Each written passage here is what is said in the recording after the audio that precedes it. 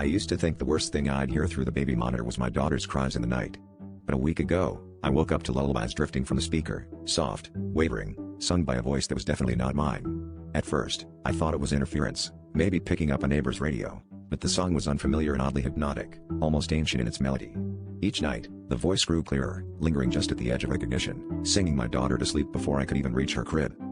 The odd thing was, my daughter stopped waking up at night.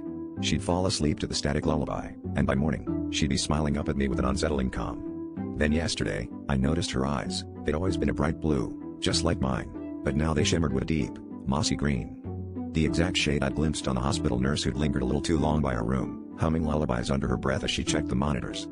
Last night, determined to find answers, I hid in the hallway and watched the monitor's tiny screen. The room was empty except for my daughter. But as the lullaby began, shadows twisted across the crib, and the static thickened, forming the outline of a woman.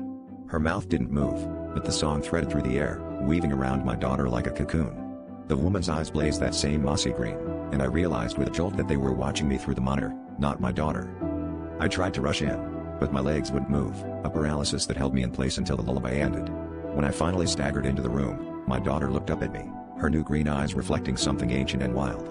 She smiled, and in a voice layered with static and sweetness, she whispered the next line of a lullaby I never taught her. It was then I understood, the monitor hadn't picked up a voice by accident. It had been searching for a mother, and found a way to make one.